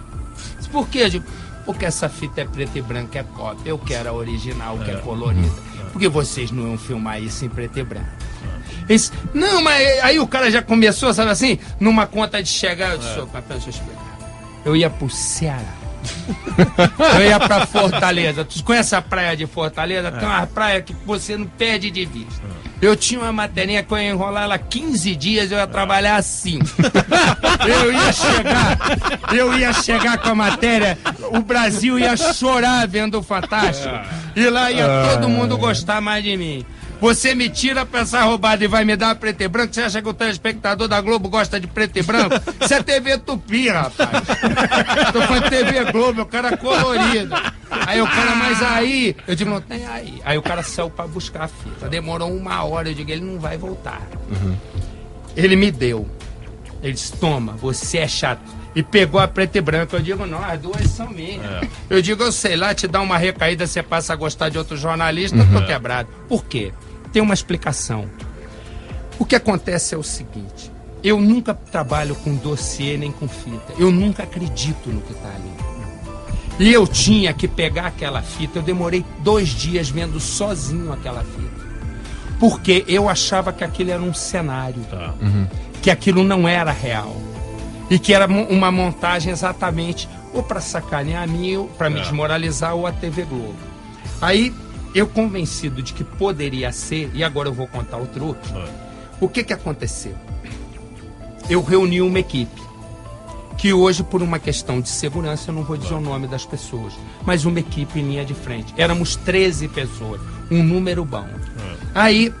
reuni, mostrei, saí da sala e disse, vocês vão ver essa fita, eu quero o sentimento de vocês. Acabou, aquela euforia, todo mundo trancado. Eu digo, agora nós vamos descobrir quem é quem nessa fita. Porque só terá matéria, e não são os PMs que eu tenho que descobrir, mas as pessoas que sofreram. Porque elas podem testemunhar. Ok, essa é uma cidade de 12 milhões de habitantes. Diadema deve ter quanto? 500 mil? Como é que encontra? Não tinha ocorrência registrada? Não tinha nada. Aí, não tinha localização? Não, aí o que eu fiz? Meu raciocínio foi o seguinte, apareciam 3 carros. Carros velhos, bem velhos. Ninguém vende carro velho pro Paraná, em São Paulo, porque o carro nem chega. Ou você vende para desmanche, ou vende pro cara do botequim, pro cara dar uma volta no quarteirão. Aí eu disse, aí. Eu disse, como? Mandei ampliar a fita para ver as placas. E a partir das placas eu fui chegando nos caras. E cheguei nos caras. Nas vítimas. Quando você recebeu a fita, não sabia nem que bairro era? Não. O cara não falou nem nenhuma? Nada. Sabia que era Diadema, não sabia que era favela naval, nada. Aí chego Quando eu digo chego, deixa eu retificar. Porque em televisão nunca existe o eu. Nós chegamos, porque é uma equipe. Se um não tiver ligado... Por que eu saí da TV Globo, os caras gostam de mim? É porque eu sempre dizia, eu não faço nada sozinho, eu faço com meus camaradas. Então, o que acontece? Nós chegamos nos caras. Eu me lembro que tinha o nome do cara era Silvio Calixto, o cara, o sacana. Tocava cavaquinho, negócio de grupo de pagode. Agora vai ter mau gosto na puta que pariu. E eu tinha que encontrar o cara no grupo de pagode. Vai encontrar o cara do grupo de pagode. De madrugada ele tava no grupo de pagode. De manhã ele tava dormindo e eu não achava o cara. Aí era Páscoa. Eu digo, achei a casa da mãe do cara. Eu digo, Páscoa, esse cara tem que chegar em casa. Fui na mãe dele na véspera. Minha senhora, a senhora me conhece? Ela disse, conheço o seu Marcelo. Eu digo, minha senhora, a senhora diz ao seu filho que eu vou encontrá-lo, nem que seja no Natal, mas que eu vou encontrá-lo. Eu vou dormir na sua porta. A senhora vai chegar uma hora que a senhora vai ter tanta pena de mim que a senhora vai trocar o seu filho por mim. E assim foi feito. Chegou a Páscoa e estávamos eu e um produtor da TV Globo, malandro, ligeiro igual uma águia. Ele tinha localizado, não fui eu que localizei. Eu disse, vamos chegar às 4 da manhã. Ou o corno tá chegando do pagode ou não sai. Só você e ele ou com a equipe, Marcelo? Eu, ele e a equipe. E a equipe? E um cinegrafista e um operador. Eu sempre gostei de trabalhar em grupo bem pequenininho, porque até para correr é melhor. Aí, fui dentro. Rapaz, deu 4 da manhã, 5 da manhã, 6 da manhã, 10 da manhã, um sol. Pô, os ovos de Páscoa já estavam todos derretidos, tanto calor. E nada do cara chegar. Eu disse, não, é o fim da minha vida. Aí eu vou na casa da mulher. Desci um beco assim, um bequinho. Isso lá em Diadema também? Lá em Diadema. Lá em Diadema também. Pá na porta. Aí nada. E pá na porta. Daqui a pouco eu vou ser preso. Aí vem uma moça de uns 20 anos. A cara dela parecia um anteontem. Ela tava caída, com uma cara massacrada de pagode. Aí eu olhei, eu disse, minha senhora, eu já tava chamando ela de senhora. Eu disse, eu quero a sua mãe. Ela disse, aqui não tem ninguém, você é aquele. Eu digo, eu sou aquele, mas eu preciso. E aí fiquei pressionado. Aí vem a mãe. Eu disse, olha, expliquei para ela, a senhora tem que ajudar a sociedade. Um rapaz foi morto, o outro apanhou, o outro assim. Eu já encontrei 3 testemunhas, preciso de 4, é o seu filho. Eu não vou expô-lo e papapá. E você já tinha encontrado os outros mesmo? Os outros, não, todos. Só faltava ele. Uma coisa que eu não faço, eu não minto. Nem pro cara que é o bandido, eu não minto. Eu digo o que é. Ou eu posso omitir, mas mentir eu não minto. Porque lá na frente cai a casa. Aí ela disse, não, mas o Silvinho não tá aqui. O Silvinho, mas eu tô vendo que o Silvinho não tá aqui e lá dentro tá um silêncio que tá todo mundo assim. Um medo, eu digo, minha senhora, o Silvinho tá aí. Porque tá muita confusão, eu preciso o Silvinho. Aí você vai criando um rolo. Aí eu disse, minha senhora, isso aqui tá muito devagar pra mim. Aí eu brinquei com ela, disse, minha senhora, se a senhora jogasse basquete, a senhora jogava na sexta, caía no domingo, de tão lento que foi. Então eu quero avisar o seguinte, minha senhora, eu preciso do Silvinho. E Silvinho, ela disse, entra, meu filho, ele tá ali. O cara tava numa cabana de índio, com medo. Lógico. Eu disse, mas rapaz, eu tenho a tua cara na fita, tomando porrada igual boi ladrão. Mas obviamente ele tinha medo da PM, né? De ele virar público PM. E depois a polícia eu vir disse, atrás dele. Papa, eu disse a verdade. Eu digo, se você não colocar pra fora o que você tem, aí é que você tá morto. E ele aí se tocou e ligou. Aí fizemos a matéria. E aí os caras foram condenados. Um pegou 20, outro 12, um 36. É um monte de cadeia. Depois a justiça que vai derrubando, o cara fica lá 3 anos. O Rambo tá preso ainda, Tá Marcelo? preso, Tá, né? tá preso. Aí, agora é evangélico. Aí, eles A viram família que- já era, né? A família era e ele não. Mora 2 quarteirões da minha casa. Agora a família, ele agora se converteu mesmo, parece que é um negócio legal e tal, enfim. Foi um negócio esquisito, assim, porque depois que aconteceu tudo, a casa do cara vira atração turística e... Atração turística. É horrível. Vamos lá conhecer a casa do Rambo? É horrível. E aí, a casa do assassino. aí aconteceu o seguinte, tudo condenado, pá, e silêncio. Não tinha uma ameaça, não tinha nada. Eu disse, aí é perigoso. E o grande perigo é o silêncio. Eu conto a história toda pra chegar na pergunta. Começou com a história das adolescentes grávidas. Nem falada, devia estar bom na história. Era tudo certo. Começou com adolescentes grávidas. Aí começou, vai longe a história. Eu vou fazer isso no teatro qualquer dia. Aí aconteceu o seguinte. Mas depois as coisas se amainaram. Quem é quem virou quem é quem.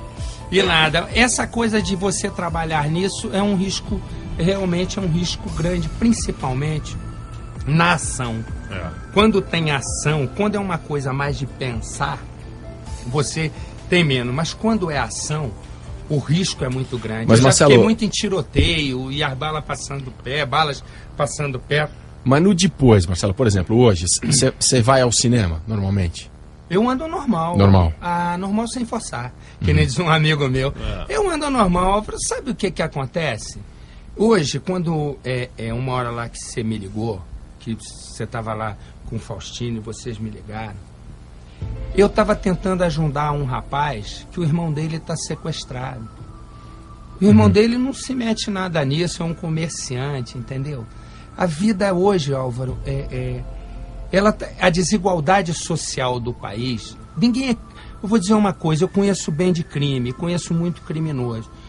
Eu te diria o seguinte, 70% dos que eu conheço, tirando aqueles que nasceram para isso mesmo, e nasce como nasce para ser físico, outro nasce para ser jornalista, outro para conhecer de rock, mas olha, uma grande parte, eu não quero dizer 70, 50, mas uma boa parte, eu te diria talvez a grande maioria, não queria ser criminoso. Isso é fruto de um país literalmente desigual. Um país, rapaz, que não divide as suas riquezas, ele vai colher as suas injustiças.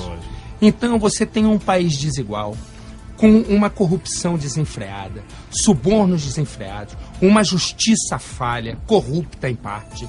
Você tem um aparato policial que não é tão corrupto quanto a justiça, por incrível que pareça, mas fundamentalmente ganha muito mal. Aí você entra nas regiões de periferia, uma criança não tem estudo, não tem saneamento básico, mãe, isso daí já no limite, acaba se prostituindo, o pai desempregado, alcoólatra, elas vivem no meio da droga, tem a sedução de uma mídia que nós somos impiedosos como sociedade de consumo, nós entupimos, nós dizemos o seguinte, para você comer aquela louraça, você precisa ter o carro tal. Para você fazer um bonde com aquela morena, tem que ter o Nike não sei o quê. E você acha que o garoto da periferia não quer ter a bike e tal? Por quê? Por que ele não pode ter a fantasia dos nossos filhos? E aí, acontece o seguinte, você não tem um local de laborterapia, não tem um centro de atendimento psicológico para as comunidades mais carentes. E quando eu te digo centro de atendimento psicológico, é para você trabalhar a família. Então você tem uma desagregação familiar muito grande e você quer que resulte em quê? Lógico. Só pode resultar, Álvaro, em ruas como essas, onde a sociedade se sente acuada, onde a sociedade não sabe o que faz, num país que recolhe mais impostos do que 95% dos países do mundo. Impostos esses que não são revertidos para a população. E aí eu te pergunto, que merda você quer? Você só tem que ter crime, você tem assalto, você tem isso, porque você não dá o básico para a pessoa viver. Você tira o oxigênio, que sabe o que é? É a autoestima, é a dignidade, é a identidade. O sujeito não se identifica com nada. Por quê? Porque ele não tem valores básicos. E a partir daí, você tem um crime desenfreado. Não porque o cara quer. Um garoto de 12 anos, ele não anda armado porque ele quer. Que para ele aquilo é um videogame. É um videogame que dão para ele. E aí ele entra nisso. Então, é literalmente isso, esquece o resto. Esquece o resto. Se você criar com seriedade, não é essa prefeita aí que é uma... sabe o que faz? Mas criar com dignidade, pegar o dinheiro, né, desses impostos e reverter para essas comunidades carentes, onde você coloque uma bica d'água, você coloque esgoto, você coloque estudo sério, você dê comida e roupa na escola. Porque não é só o livro, você tem que dar o alimento, porque se não tiver proteína e caloria dentro da barriga, ninguém apreende nem fixa nada. Acaba virando ouvinte do Garagem, né? Pode ser também. Não, ou da entrevista, né? Então, esses são os requisitos básicos. Aí é tudo verbo. Eu digo na televisão, e hoje eu posso dizer, toda hora. Eu digo, quando você for votar, não vote na boca, vote no olhar. Olha para o olho do candidato, porque é uma coisa que não mente. Eu não sei se você for um estelionatário de marca mão, o teu olho. Olha para o olho. Não adianta o que o cara fala. Não adianta. Nós vamos reeleger o Maluf, que tal? Tá legal para você? Agora, por que o Maluf vai ser reeleito? Essa é a minha pergunta. Ele vai ser reeleito porque ninguém imagina que tem alguém capaz de substituí-lo. E ele diz o seguinte, vai ser a lei do terror. Eu te pergunto, nós estamos aqui conversando amigavelmente, batendo um lero, as pessoas estão escutando em casa.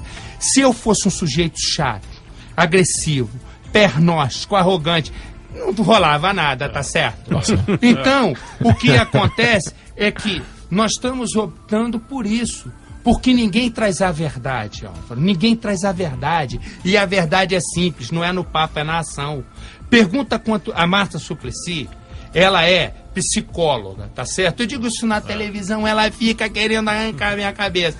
Me diz quantos centros de atendimentos psicológicos ela fez em áreas carentes. Me diga. Me diga quantas escolas. São Paulo, que está entre as maiores cidades do mundo, tem escola de lata, onde as crianças ficam num forno. Então, meu camarada, se você não exercer a cidadania, não exercer a dignidade, não dar autoestima para essa gente e reverter o imposto da classe média para essa gente, sabe quem morre? É a classe média. Porque esses já estão mortos, porque eles não têm nada, coitado. Nada. Eles sobrevivem e hoje, com o Repórter Cidadão, o seu programa de todas as tardes, de segunda a sexta-feira, às 4h15 da tarde na Rede TV, com o Repórter Cidadão, eu tenho mostrado os lugares periféricos onde esse crime pequeno se esconde. E você vê do que ele vive. Agora eu te pergunto, me diz você, quantos ricos vocês já viram presos? Zero. Tem pouco, né? Me diz quantas vezes vocês viram as pessoas saírem algemadas da Avenida Paulista ou dos Jardins. Me diga. Vocês não viram nunca. Nunca. Vocês não citam um caso. Não tem. Quantos anos você tem de jornalista? Jornalista? Mais ou menos. Mente aí. 17. Você? Mesma coisa. 17. Você? Nessa faixa aqui. Vocês têm 17 anos de jornalismo. Me diz um caso. Viscome, Lalá, isso lá, não né? é. Isso, vocês não, estão. E olha lá. Tá brincando, tá batendo minha carteira e me mostrando que tá batendo. Não tem um rico, rapaz. Não tem um rico. Você quer um exemplo, Marcelo? Quando a gente trabalhava em Notícias Populares, quando eu vi o crime do Matheus Meira no Morumbi 3, lá no Cine. Que tá pra ser cinema. solto, né? Você tá sabendo? Tá Pois pra estudar. A estudar. Nenhum jornal no dia seguinte, eu fiz questão de olhar, tratou casos como chacina, com morte de 3 pessoas, né? O único jornal foi no UNP, foi um detalhe que eu atentei. Porque no Morumbi não vai ter Porque no shopping Morumbi não é chacina, E entendeu? é de um menino estudante classe média, esse é o Garagem. Ninguém chamou de chacina. 1h08, tá estourado em 8. E você vê o Repórter Cidadão de segunda a sexta. De segunda a sexta, às 4h15 da tarde, na Rede TV, o pessoal quer dormir. Eu também. Segunda-feira que vem. Eu tô brincando. Tô mexendo com você. Ontem eu fui num clube na Cardeal Arcoverde chamado Nation. Você já falou nesse clube? Já. Um clube de mano. Rola música eletrônica e tal, galera perifa e tal. Assim que entrei, a segurança, revistando as pessoas, dando soco nos caras, entrando assim, uma violência impressionante. Eu falei pra ela, vem cá, o que você tá fazendo? Você tá louca? Não sei o que. Ela falou, tem que tratar todo mundo aqui assim. Mas você tomou porrada também ou não? Tomei, ela me deu uma aqui e começou a me revistar, mas de um jeito que não dá pra acreditar. Eu fui reclamar com a gerência lá e foi a primeira pessoa que reclamou. Tipo, tava todo mundo na fila levando pau antes de entrar no lugar. Não era nem que eles estavam fazendo alguma coisa, antes de entrar. Agora era uma fila masoquista. Era matinê. Não, mas é sempre assim. Isso que imagina que não rola lá dentro, mas na entrada já tá uma porrada. Matinê? Às 8 da noite, cara. Era de 8 à meia-noite. A balada da noite, então, chute no saco. Então. Eu falei pra mulher, todo mundo é assim. Eu falei, tem que ser assim, porque a mulher tem que tratar assim a galera. Falando assim. Eu falei, quer dizer que ninguém reclama. Né? Gado. É, inacreditável. Falando em tratar mal as pessoas, Paulão, a promoção. Vamos furar disco hoje ou nem? Falando em pessoas mortas e tratar Deixa mal. pra gente, nunca ficou sem furar, hein? Não, tem que furar. Quem vai ser a vítima de hoje? Pode escolher aqui. Escolhe aí. Vamos lá. O Marcelo escolhe. O que é? Você sabe, Marcelo, que a gente tem um ritual aqui que a gente sempre fura um disco, né? A nossa furadeira Ana Maria Broca. A gente dá cabo de discos de que a gente não gosta. Vamos pegar um de metal chamado... Deixa eu ler aí, ó. Carnivore. Retaliation. Bonita faixa, capa, qual é a né? faixa? É brasileiro isso, Paulo? É brasileiro, é. Ó, não, a banda não. Não, a banda não. Vamos furar o Carnivore, então. Vamos, Nunca ouvi, você ouviu? É importado, Pauleta? Você vai furar o CD importado? Lançado no Brasil. Mas se é ruim, A faixa 1, a só um pedacinho. A faixa 1 chama Jack Daniels and Pizza, não é isso? É isso. Tá Que ó que bonito que é. Então vamos colocar um pedacinho. Ó, essa é a faixa 1. É brasileiro, né? Não é brasileiro. É escandinavo. Vou tirar esse fone. Manda ver, vai. Manda ver, pode entrar. É a introdução pra faixa 2. Isso é Jack Daniels and Pizza. É o cara mandando tudo isso pra fora. Manda dois, foi não. Broca.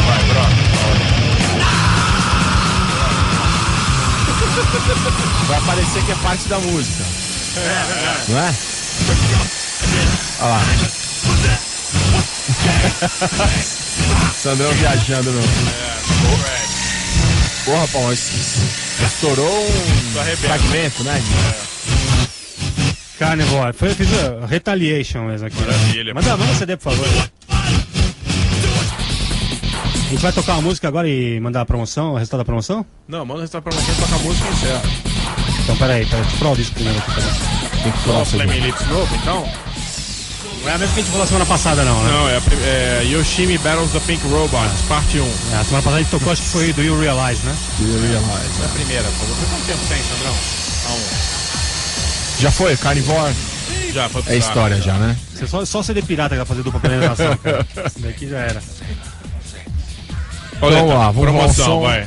Resultado da promoção. agora. Qual foi a promoção? Conta A aí. pergunta era: Paulo Coelho vai escrever um livro sobre os 60 anos de Caetano Veloso. Paulo Coelho, recém-eleito para a Academia Brasileira de Letras. Qual deve ser o nome Então desse vamos lá. disco? Quinto colocado, Paulo Rogério Panhoto, ganhou aí o CD do Meat Puppets, ganhou com a resposta Diário de um Bago. É bom, cara. bonito, Bonito, né? é bem bonito. De um Quarto bago colocado. E o Debrando Viana de Itaquera, quarto Debrando. colocado com a sugestão do livro Biba. Biba é bom. Inspirado no Brida. No Brida.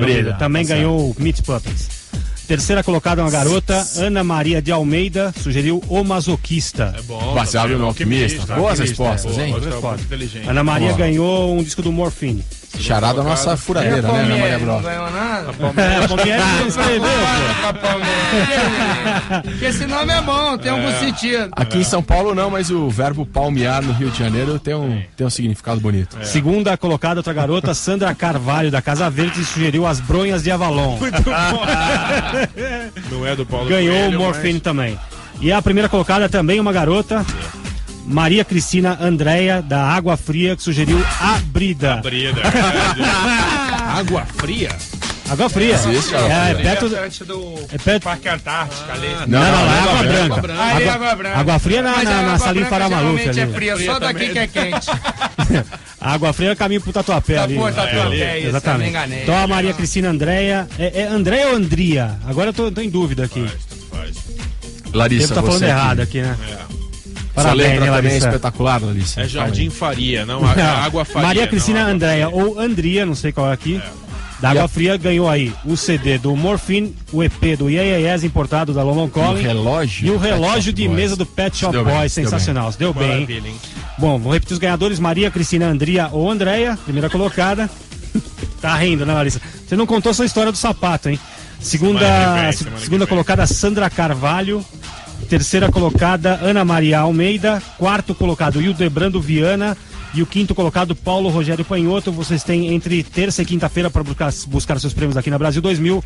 Rua Pedro Soares de Almeida, número 74. Pedro Soares de Almeida, 74, bairro da Pompeia. Altura do número 2000 da Avenida Heitor Penteado. Beleza. Depois de um monte de farmácia, né, Marcelo? Era assim o endereço que ele me deu. Você passa um monte de farmácia e tem um banco. Aí você dobra à direita. Eu fui parar, sabe aonde? Em Guarulhos, porque tinha tanta farmácia que eu fui indo. Nunca vi endereço e voltei. Eu te falei que era depois da Pompeia, pô. Na Pompeia tá legal. Essa parte você esqueceu. Palmas pro nosso convidado Marcelo Rezende. Obrigado, Marcelo. Ô, Marcelo, você tinha que arrumar um programa de rádio, pô. Programa de rádio? Você é bom pra contar história, cara. Mas não tá dando tempo. Mas eu tenho que escrever um livro que eu não consigo acabar de escrever nunca. Por que você não faz um livro gravado, em vez de ficar escrevendo? Tipo Sidão, assim, com a Bíblia. Tipo Cid Moreira. Isso era legal, pô. O nego pode ouvir no carro, pô. Nunca pensei. Nos Estados Unidos vende mais do que livro. E a sobrinha do Cid Moreira, hein? Uma gostosa, né? Não sei o que ela faz. Não sei quem Ela tá recusando o propósito da Playboy pra usar pelado. Sobrinha do Sidão. Se ela recusar, o Cid vai. O Sidão vai, né? Na G Magazine. Agora ele me deu uma ideia legal, hein? Já fez as fotos, já. Mas não vai sair. Não vai, o que não vai usar é o nome dele, mas já arrumaram um jeito já. Cida Moreira. Virou o tio proibido da Força Poderosa, uma coisa assim. Olha a hora que o meu celular toca. Aí, isso é hora? Que ideia que Alô? tiveram. Até Marcelo Rezende vai atender o celular no ar. Pera aí um minuto, tô aqui acabando o programa. Pera um instantinho, me liga daqui a pouco. Um segundo, eu já te ligo. Aqui. Então, Que ideia que tiveram. você sabe não, ele me deu uma ideia legal, nunca tinha pensado nisso. Qual que é a ideia? Que é contar as histórias todas.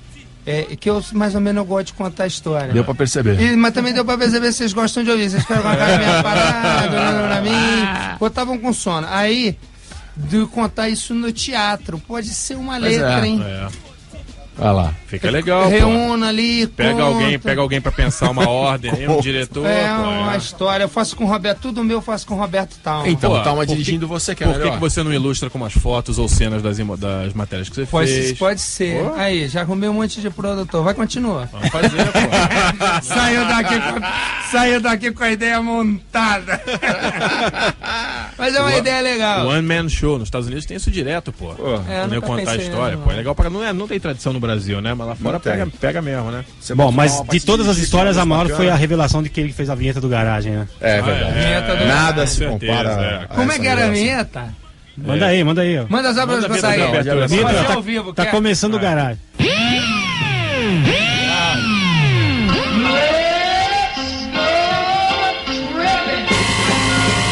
A Rádio Brasil 2000 não se responsabiliza pelo que acontecer nas próximas 2 horas. Está no ar o programa mais maldito da rádio brasileira. Garagem, com André Barcinski, Paulo César Martins e Álvaro Pereira Júnior. Mas aí, eu vou contar um negócio dessa vinheta que ele tirou. Você tirou! Ele tirou um pedaço! Agora que eu vi! Como é que era que eu falava ao vivo? Não lembro. E tinha uma sacanagem. Não, era valeu fulano. Não. Vai nessa, fulano. Não, tinha um negócio que eu dizia aí com Álvaro Pereira. Me lembro, era assim, Álvaro Pereira, porque eu digo que ele usa as roupas do Zeca Camargo. Ele tem um armário que ele divide com o Zequinha. Então tem hora que ele chega todo apertadinho, com umas calças coloridas, olha, amiga, roupa do Zequinha. E eu dizia assim... A história pode não ser verídica, mas pela cor do Álvaro deve eu dizia, o Álvaro tá púrpura. Não, ele gosta. Eu dizia assim, aí Álvaro Pereira Júnior, o CB, que usa a roupa do Zequinha. Ele tirou. Eu sabia que essa casa ia cair. Beleza. Então valeu, Marcelo. Então, galera, até segunda, nesse mês de aniversário do Garagem, certo? Festa dia 31 de agosto, anotem na agenda aí. A festa, super festa de aniversário do Garagem. Valeu, animais. Obrigado, Marcelo Rezende. Falou. Obrigado. O Garagem de hoje fica por aqui. Voltamos segunda-feira que vem com uma madrugada maldita, a mais maldita do Brasil, na Brasil 2000. Vai nessa!